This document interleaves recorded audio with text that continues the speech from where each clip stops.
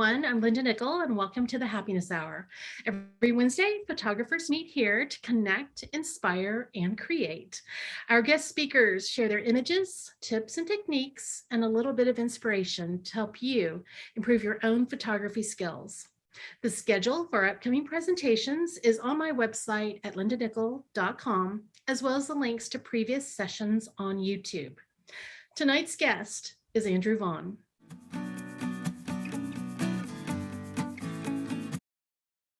Andrew is a freelance photographer and filmmaker based in Houston. His work includes portraiture, fashion, music videos, and film production. Andrew was here last year in session number 41, Introduction to Premiere Pro for Beginners, and you can find that on the YouTube channel. In tonight's presentation, The Power of Video for Social Media, Andrew will help you learn the basics of using video to create stories for curating to an audience, extending your brand and reach, and cultivating relationships online. If you're on Instagram, please look for Andrew at AV Pro Shots, and please visit his website at shaywinproductions.com. And I'll link all of those at the bottom in the show notes. So welcome back, Andrew. It's good to have you. It's good to catch up with you. It was really nice to meet you actually in person. That was kind of weird because we've talked enough times that, oh, I kind of know him. And all of a sudden I realized I know him, but I've never met him. It was weird, but it was really cool to have you. So what have you been up to? What do you want to share with us? Since March, I've mainly just been working on this passion project film of mine that I did in February. It's a space film based off of the Roanoke colony because some of the first colonies in the age of exploration failed. So I thought I should make a space movie about Mars, but the colony on Mars fails. And it's this thing that I've put a lot of time and effort into, and I've been mainly focused on that. I've been doing some small gig work here and there since then.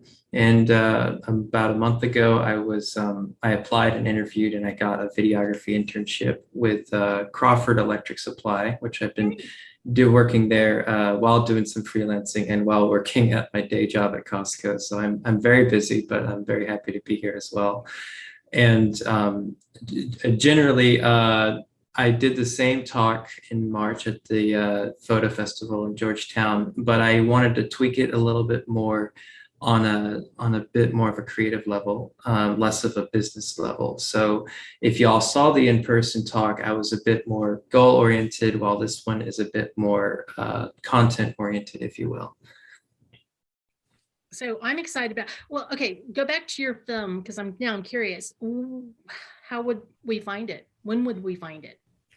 It's mostly just in post-production right now. So we had to reshoot a scene. We did that about 3 weeks ago, which was pretty funny because we went from shooting in 34-degree weather to shooting in 103-degree weather. So like it was a big difference. And we reshot that scene about 3 weeks ago, and I'm still editing it right now in between doing everything else. So it'll probably be quite a long time, honestly, because I want to go through the festival circuit as well. And usually they don't let you release your stuff publicly if you're submitting to festivals.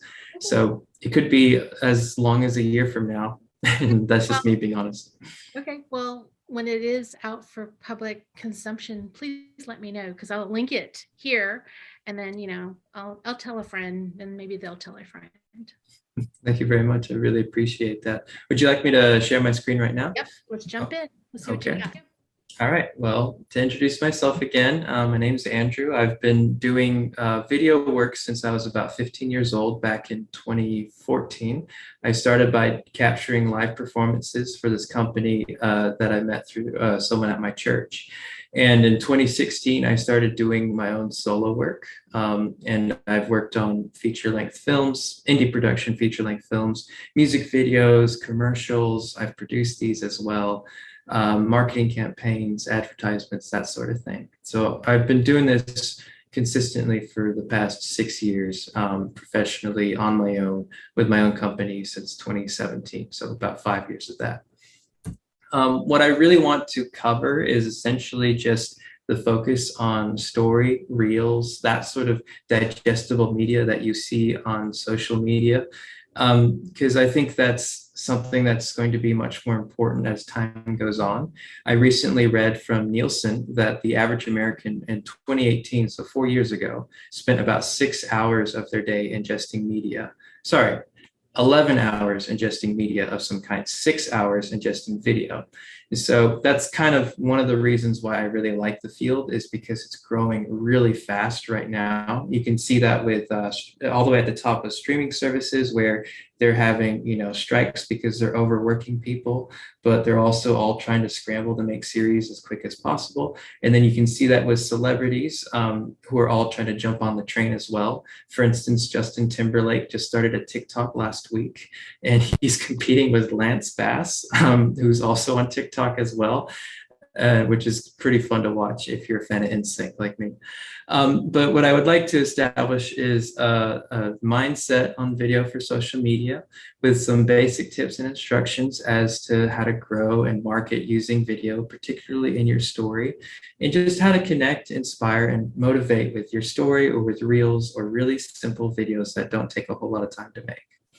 So the first thing that I like to approach is the understanding of perspective when it comes to video, because people tend to lump it all into one category, and video is not all the same. You usually can break it down into all these different trees of what video is, but I like to break it down to 4 quadrants. So we have your high budget formal, that's like your feature length films, your Super Bowl commercials, your concert videos, and DVD, things that you would buy in a store, so to speak. You have high budget informal, which might be some kind of cheeky commercial like Coinbase did for the Super Bowl this year. You have low budget formal, which might be like Will Smith. His family does a lot of YouTube videos, and they are meant to look a certain way as if you're just friends with them and you're just tagging along. And so they're made on a fairly thin budget, but they are done fairly curated like. And then you have low budget informal, which is being done by a lot more people today as they try to be more relatable to a regular audience. You can see that with the Ukrainian President Zelensky as he addresses his people throughout the war that is currently happening in Ukraine. So my focus is really going to be on just low budget informal, just disregard the other 3 quadrants. We're just mainly talking about what you can do very quickly. And video itself is really useful because it contextualizes yourself as a person. People love to know what someone's voice sounds like before they meet them in person, especially today. If you're in the dating scene, you might hear a tip where it's like, never go out with a man if you haven't FaceTimed him first. That's something that I hear quite often, which kind of makes sense. It also just demonstrates your capability to perform and collaborate with others. You can take photos that are like perfectly curated, but a video will really show you a lot more information as to what a person's like, especially things like body language, how they interact, how they speak, that sort of thing. A video is also really useful for keeping yourself fresh in other people's minds, because people are being inundated with more and more distractions now. So you kind of have to play the game. You have to be seen a lot so that people can remember you. And it just provides a great deal of what I like to call compound interest in yourself. Having a lot of videos of yourself is just more and more useful now in many tangential ways. And I'll get into that a little bit further as I go forward. Also, I've been talking a lot. If y'all have any questions, please let me know. You can either let Linda know in the chat or you can interject. I tend to talk very quickly, so don't be afraid to ask questions if I go a little bit too fast. The second thing I like to address, is common misconceptions that cause people to not start when it comes to making videos, where they might feel like it's unnatural, or that the content that they would make would be unwanted or uninteresting, or they're not at the level that they need to be in order to start making video. Or that it's just simply too controversial or it's too niche for the world. And I like to address those very quickly, because those are a huge thing that keep people from getting started in the first place. And what's really important is none of those things in this previous slide right here. What's important is authenticity. People are constantly craving authenticity online, and they are always looking for that. Being consistent or clear about what's going on, and just being constructive and friendly while being authentic. That's a very good tool. And just not trying to reach the whole world, but just just the right person in your stories and so forth. Stories themselves, I really like the concept of Instagram stories. It's like one of my favorite things, mainly because it's very easy. So if I'm doing a music video for a client and they want a month turnaround time, I'm going to be spending several hours, probably several dozen hours working on it. And then by the time it's finished, I'm usually pretty burnt out by the project and I don't share it as often. A story, you make it in 5 seconds and then it's gone in 24 hours. So it's really accessible. You just need a phone. You don't need any crazy editing software for it, or you can use the in-app software that's free. It disappears in 24 hours, so there's not a whole lot of pressure if you make something that's not super fantastic. And not that many people see it, which is nice as well. But not only is it really accessible, but it also is really helpful if you want to get started in video, but you don't know how, because it's like doing reps or exercises. The more stories you make, the more you might find yourself feeling like maybe I could make this into a YouTube video and maybe I could try something a little bit more here. And then eventually you're working on making a feature-length documentary about something that really interests you, because that does happen to people. It also helps build the parasocial relationship with followers. That is very common now. Everyone is trying to advertise relatability and word of mouth, because that's the strongest form of advertising. So you'll see that on famous people doing TikToks or just Facebook videos where they pretend to be your friend or act as if you're going along with them. And they usually do that through their stories. Stories are also great for spreading word of mouth, products you like, things you like doing, events and activities you like going to. Stories have done that for things like axe throwing. Like I never would have gone axe throwing if I didn't see it on people's stories. Mini golf, like Top Golf. I don't know why so many people go to Top Golf, but it does look fun because I see a lot of my friends doing that as well. Or certain niche restaurants. I see a lot of people going to like those liquid nitrogen ice cream shops. That was a big thing that I only saw in people's stories. It also is a great way for establishing your interests. If you like doing photography and people see it on your story every day that you're doing photography, they will remember that. If you like playing baseball, I do that too. I post myself playing baseball about every week or so. People start doing that and it starts these great conversations. And then I have friends who join me and we all play together and it's fantastic. So there's a way to do stories if you really want to think about it. And I try not to think too hard about doing stories because then it can become a bit contrived. But there are certain common techniques that I like to follow. The first one is setup payoff. And this is really common with people who are, if they're baking something, if they're cooking something, we like to see what it looks like before you put it in the oven and what it looks like after you take it out of the oven. It's very simple, setup, payoff. There's other things as well, like a daily work in progress. One of my friends, Giselle, she loves to knit. So she can, post a picture of her knitting project, or maybe she's doing a cross stitch. She posts a picture of her cross stitch every single day to her story. And when it's done, it's just kind of fun to see in a little slideshow or a video if necessary. There's another thing I like to try called the rule of threes. This is a very common comedic technique. So it's usually you have two things that are similar and then a third thing that breaks the pattern. It's kind of hard to come up with something on the spot, but one of my friends did one that had me like howling with laughter. And she saw a cat on the street and she's just taking a video of her seeing a cat from 20 feet away. Then she took a video of her seeing the cat from 10 feet away. And then the next video on her story is her running away from the cat that's now chasing her. So that's like a very common technique that drives a lot of engagement. There's also self-promotion. It is really nice if you do it with a goal in mind. For instance, if you have maybe a crowdsourcing project or crowdfunding project, and I see this with a lot of musicians, they'll have a Kickstarter or an Indiegogo,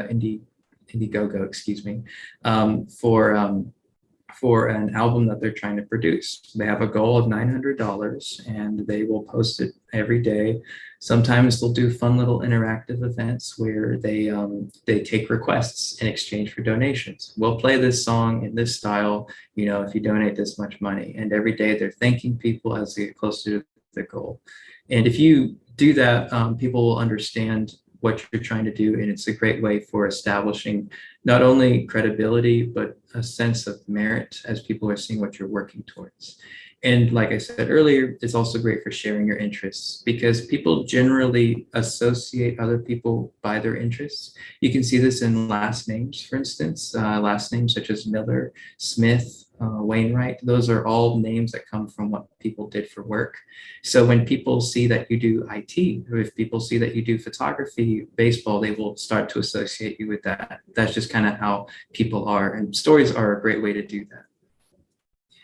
As you kind of just do this consistently through your stories, what usually happens is people will see what you're doing, then they'll mentally start to associate you with those activities, and then eventually, automatically, like in their minds, you are that person for that thing. Andrew's the guy who does video. So if I'm getting married and I need a wedding video, I'll text him and ask him what his rates are. But even if I don't go with him, he'll know 10, 20, 100 other people who are doing wedding videos. So I should still talk to him about that. That's the basic gist of it. And it helps if you're consistently posting that you're working, because there are several people who will ask me, well, are you still doing video? Because I haven't seen you do it recently. And so it's important to try to be recent with whatever you're posting to your story so that people can keep that in mind, because it only takes about 3 weeks for people to forget things, sometimes much less than that. And what this will do, if we're talking about stories, is kind of like the bottom layer of this pyramid right here. It kind of supplements whatever you're working towards, with your top thing being whatever your prime focus is. This is the kind of mindset that I like to have, because you can kind of get distracted very quickly as to what your goal is. So my prime focus, I want people to know that I do video. I want people to know that I'm improving in video, but I also want people to know that I have other interests as well, such as baseball, photography, music, that sort of thing. And the story posts kind of start there, and then mid-level projects, as well as, status updates, that sort of thing, kind of add to it.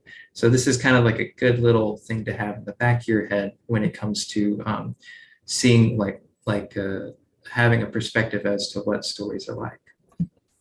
And when it comes down to it, if you're thinking about doing stories for a very specific purpose, it's good to have a good course of action, considering your needs, having a good plan, and documenting things. Stories work well when people document things, because people just like to see other people at work. There was the Beatles documentary, the Get Back documentary. It's 4 hours of the Beatles just working in the studio, and people just ate that up. I watched about an hour of it, and it was very popular when it came out. People were talking about it over and over again. Documenting is something that other people genuinely enjoy watching. So first, it's good to conceptualize, what are your short-term goals? What are your long-term goals? Why do you not like making videos if you aren't making them already? What attracts you to the concept? I like making videos because I like sharing things with people and starting conversation. I think it's really fun when I play a song on my story and someone else is like, this is a really good song, but have you heard this song? Because sharing music is one of my favorite things to do.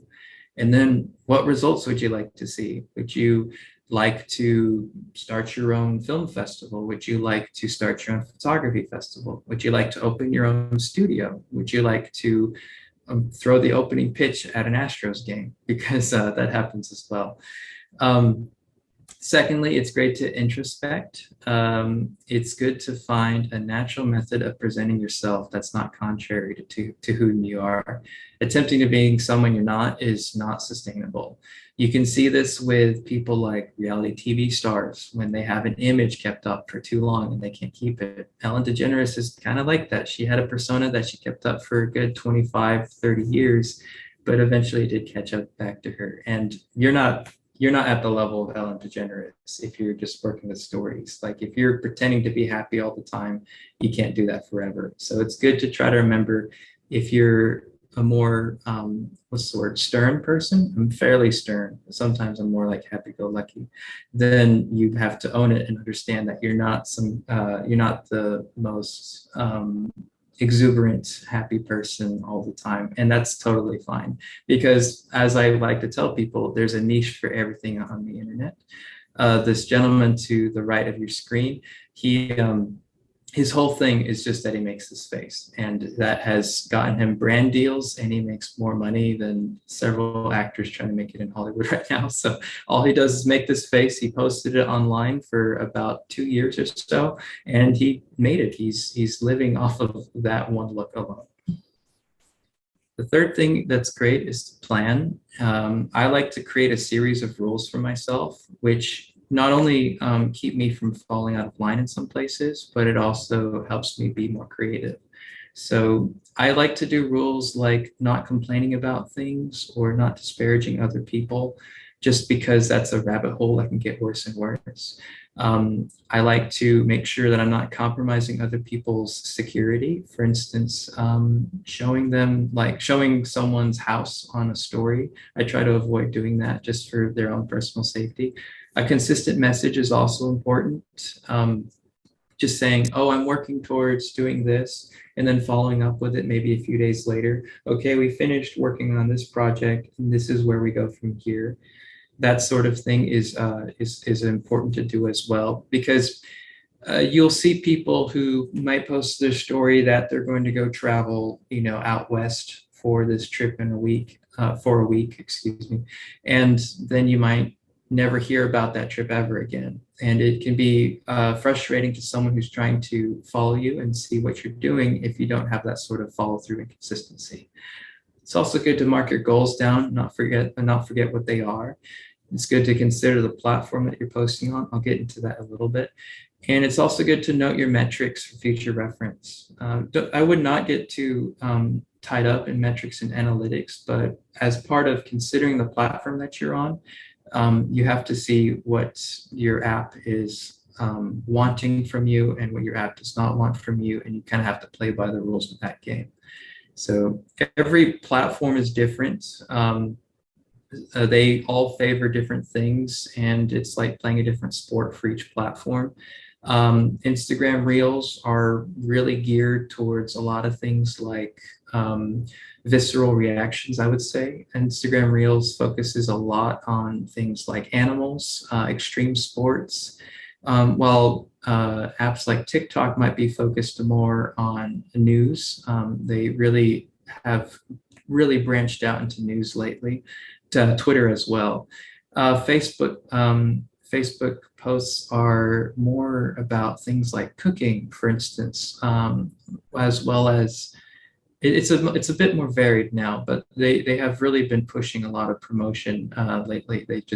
As we said earlier, they really want you to promote your stuff and purchase ads for it. Well, apps such as YouTube are a little bit more different, and they like it when you share things like movie clips or the like. There's also monetization for each platform, and it's different for each one. For instance, TikTok has a monetization cap of $200 million throughout 3 years, while YouTube has no cap whatsoever. So YouTube's monetization has an endless ceiling, while it has a higher barrier for entry, while TikTok has a cap. So the more people use TikTok, the less its users make, while YouTube doesn't have that problem. So for instance, you're going to make probably about a penny per 1,000 views on TikTok if you're lucky and if you're monetized, while on YouTube that could be twice or 5 times as much. When it comes to stories, stories are being done on TikTok, but they have a different format. They don't always disappear after 24 hours. You can keep them pinned to your profile. Well, Instagram will have highlights, so you can post them into different highlights. I personally really like Instagram highlights because you can do the different subjects that you enjoy. For instance, I have a highlight for baseball, I have a highlight for video, and I have a highlight for photo. And that's really great if someone who doesn't know you goes onto your profile, sees a highlight for photography, and they just go right through it, seeing all the different photo shoots you've done. That really establishes your credibility to them. They're like, okay, I see this person has been active and they're competent. I think they'd be great to work with. Finally, it's good to execute. It's good to record videos of yourself or have someone record you, however you feel comfortable, onto your story. It's good to do a lot of the word is, I always get this wrong. It's either homage or homage. I think it's homage in this case. So it's good to do that towards your friends. It's good to tag other people and then repost it onto your story when they tag you in return. This is a very common thing in film, and it is fantastic for networking. We'll do a shoot together. There will be 6 or 8 of us. We all tag each other. It's six squared is 36 people posting it. Most likely all to their own stories, and that gets spread even more to more and more people. So it's good to thank people and to tag them repeatedly on your story. It's good to post often, and it's good to just document whatever you're working on. If you do this, in essence, it'll help really establish credibility and build momentum. It will help facilitate networking and collaboration with others too, because not only do you meet new people when you engage in a new interest or hobby, but you also inspire other people to do the same. So I've met a great deal of people who want to do photo or want to do video work just because, you know, they see me doing it, and then we become friends, and a few years later we're working together on various different projects. It also is really good for building just basic experience in essence, public speaking, but also speaking to a camera, which is a skill that is just becoming more and more and more relevant each year in today's world. It can be challenging to hear your own voice on camera. I had that problem too when I first started making videos. But when you keep doing it over and over again, it really gets easier over time. And it's a great way to just overall capture moments. I love capturing videos and looking at them 1 to 2 years later. You'll be surprised at some of the things you see, and it's good to share them just in general. I want to leave y'all with some resources that y'all can kind of see in case y'all do want to get into this. TikTok, for instance, is really easy for making short form content that's about 1 to 3 minutes long. It has a really nice setup where you can adjust audio, where you can filter, where you can edit very quickly on your phone. I really like making TikToks because it's very intuitive, very easy. And YouTube Shorts has a similar editing software just on your phone for shorts. However, it's not quite as intricate as TikTok's is. There's also CapCut, which is used with TikTok. That's fairly popular as well. iMovie, if you have it on your iPhone, I have made a few videos with iMovie. It takes a little bit of time, but it's pretty simple, and you can kind of get into the basics of it. There's also apps like Descript. Descript is more for stuff you do on the higher level if you're recording yourself talking or you're doing interviews. And the way Descript works is that it will record the audio from your video, and it will create a transcript on a screen. And you can, as you edit the transcript of the video will edit as well. So the words you cut out of the transcript will be cut out from the video too. It is remarkably fast if you're doing something talking head. There's also DaVinci Resolve, which is a free software that is very intricate. It's got a huge learning curve, but that's also free to use, and it's fairly simple. And if you're on the Adobe suite and you want to get started in video, but you might be intimidated by Premiere, there's Premiere Rush, which is more geared towards short form content, and it's very intuitive to use. It's very similar to iMovie on Mac OS, if you're familiar with using it on a laptop. But I've had some good success with using Premiere Rush very quickly when I needed something in less than an hour or so. So that concludes my presentation. If y'all want to follow me, you can on these handles, and there's my website below as well. Okay, that was short and sweet. I talk very quickly. So, That's okay. yeah. That's okay. So let me get you to take that down. I don't see any questions in here, audience. If there's anybody that has these burning questions, this is a great time to add them in there. So I do see something, and it's Jama and I have the same thing. Let me get you to take your screen down, Andrew. Oh yeah, you want me to stop to share? Yeah, thanks. Okay. So I don't even know where I was, but this is probably within the last 2 weeks. Somebody else said, Linda, you really need to get onto DaVinci.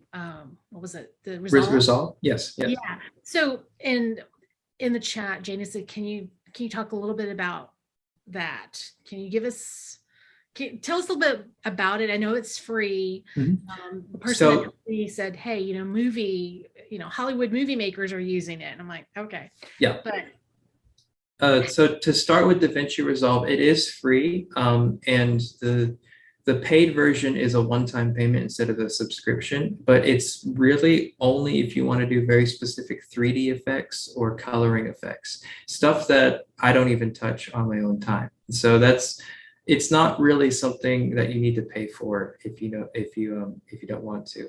As far as if you're just doing a basic event like I did for you, Jama, you could do that on DaVinci Resolve just fine, and it would be okay. You can like color grade the videos and stuff on the free version. Yes, so Okay. DaVinci Resolve is very much preferred by professional filmmakers because the tracking what's the word? Software, excuse me. The tracking software on the program is very, very, very good. It's just remarkable. Like, I can move my hand like this and it could track the hand just fine. It's really cool. And you can also color grade very nicely on DaVinci Resolve. So a lot of people who do color grading and color correction will color it on DaVinci Resolve just because there's a lot more options and there's a lot more potential to fine tune whatever you're trying to get. Okay. Need to give it a try. Thank you for that. Okay. So Karen is curious. This goes to Instagram because that's where we spend a lot of our time. What do you think is better to put your focus into reels? Because that is, like you said, like we were talking earlier, every time you turn around and you're flipping through your feed, a reel comes up, and maybe somebody that I follow and I watch this reel, and then all of a sudden there's even more reels of people that I'm not following, which it's what do they call, like a little hole that you go down and I follow it. I watch way too many videos. So for Instagram, reels or stories, or do both? Do you have yes. So every app, you have to follow whatever the app wants from you in many ways. You have to play the game. That's kind of how it works. Instagram wants you to make reels, and they want you to make stories too. They actually don't want people to make photo posts anymore, which I disagree with personally, because that was always my favorite part. But I personally don't make that many reels simply because my focus is just directed elsewhere. But if I was less distracted, I would focus more on reels than stories. Stories are great for birthdays, little things that aren't meant to be around forever. But reels are great for, as the word implies, things like highlight reels, recaps. Adventures, travel, that sort of thing. So if you have, a bunch of travel videos that you posted to your story, you could make that into a reel combined together, and that would be a great post you can make. I was going to just kind of come behind you and talk about, so this would be 3 years ago, maybe about 3 years ago, I went on a little photo trip with a bunch of people I didn't necessarily know real well, but they're much more adventurous. So they're climbing and getting down into the waterfalls, and I had with my phone, and I was not very good at videoing, but I videoed him climbing down, and I got the waterfall, but basically it's kind of a behind the scenes of him taking his picture. He didn't, or a video, and he didn't really know that I was taking it, but I thought it was pretty cool. And so I'd shared it with him. And I think at the time he probably posted it on my story, and you get, and he doesn't have a big following at all. In fact, I pulled up his page. He's got, just under 1,900 people that follow him, which, that is a lot of people, but for a landscape photographer that wants a huge following. It's small. Well, yesterday he posted that video that's 3 years old as a reel. And when I go and look at his likes on it, it's like less than 200. But when I look at the views, and this is now a little bit more than 24 hours, he's got almost 7,400 views. So it's getting caught up in that Instagram, algorithm of videos. So, he sent me a note. He goes, "Look at this," and it's a nothing video, but it was enough to capture enough people, and I can see Instagram pushing that. So I want to encourage people, try it and see what you do with it. So it doesn't hurt. And, I think, I'm going to speak for myself as a woman. I don't want to be on video. I don't want to look at me on video, but it's another way for people to connect with you, and they see your personality and they see what you're doing. And it does make people feel like they're tagging along with you, so that's my 2 cents worth.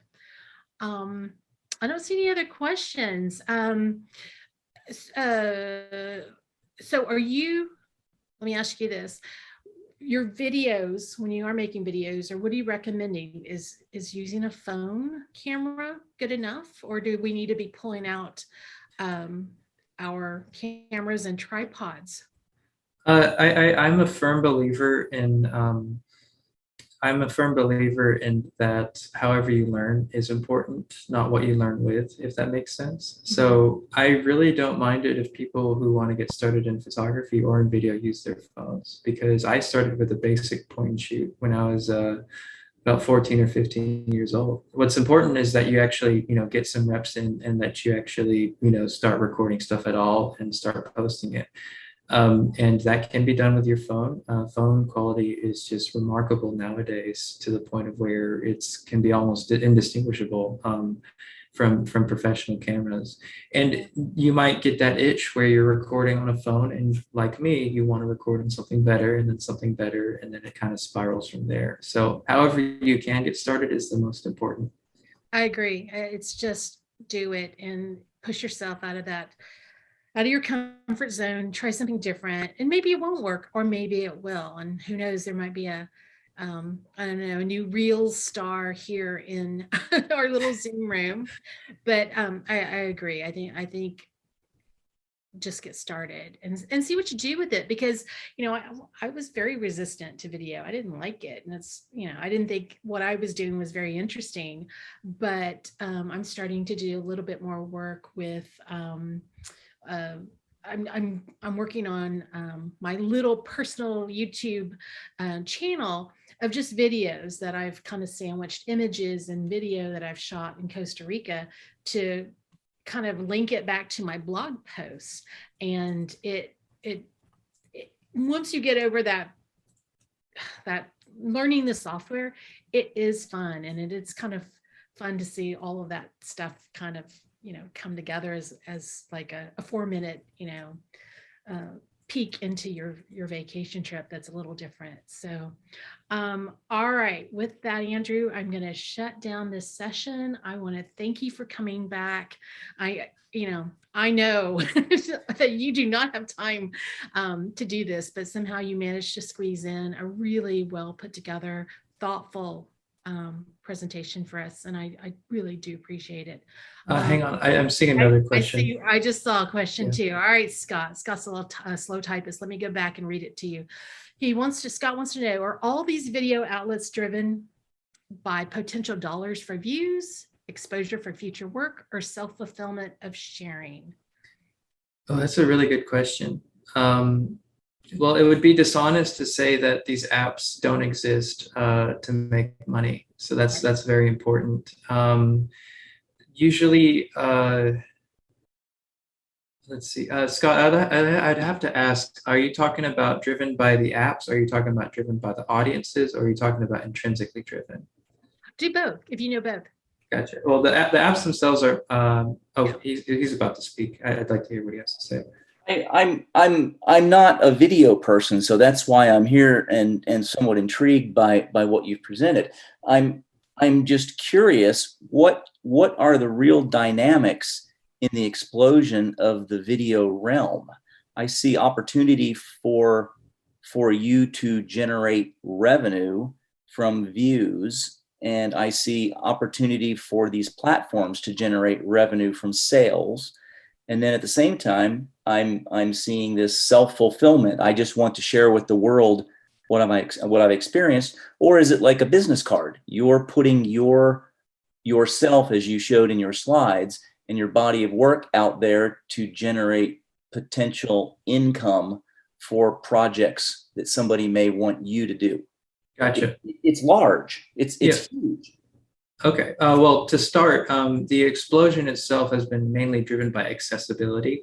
As video files are easier and easier to share, they've naturally been shared more and more and more as time goes on.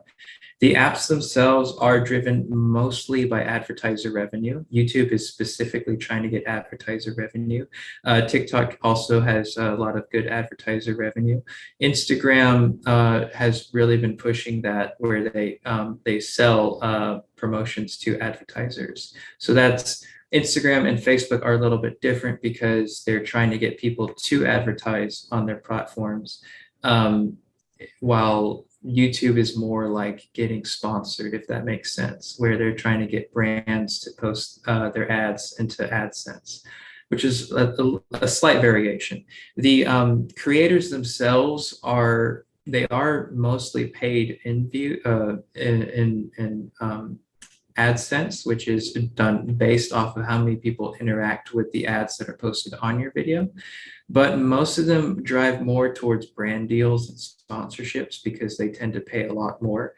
Once you get to a certain level in YouTube and you can get a brand sponsorship, they usually will pay you enough to where that can make your rent for that month. So you'll see bigger YouTubers with about 1 million subscribers who make one video a month because they're trying to make rent, and that's what their sponsorship is paying them. The self-fulfillment, there was a time on YouTube where that was really the biggest thing, was about, sharing yourself or growing a personal relationship with your viewers. That has since changed, which is fairly natural. That changed because some YouTubers had their safety compromised. That changed because the platform became more about long form videos. And on certain platforms like TikTok, which is more short form oriented, it's more about visceral reactions. So if you only have a minute long video, people are going to share it if it brings out the strongest reaction. So cuteness, anger, outrage, sadness, comedy, laughter, that sort of thing. Those will get shared the most. So that's what TikTok wants. YouTube wants you to watch for a really long time so they can play more ads in front of you. So they will like you to watch, video essays, movies, talk show interviews, podcasts, that sort of thing. So to answer your question, as for the creators themselves, they're not really motivated by self-fulfillment at this time. It's just commercial now. They're mostly motivated to engage with people, either by being ornery, if you will, or by just being interesting enough to where you keep watching. Thank you. Mm-hmm. That was a good question, though. Yeah, it's a great question. I love it. Yeah. Okay. All right. Well, with that, let me go ahead and close you out. Do you want to do any last minute? You want to close with another something inspirational to get us all motivated?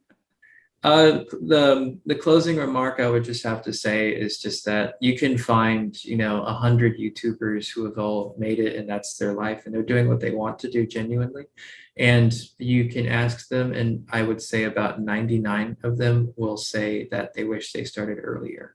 And I'm the same person. I wish I started in 2013 or 2014. I could have easily started then, but I waited until 2016 to really get started. So that's what I would have to say, is the greatest regret is usually never getting started in the first place.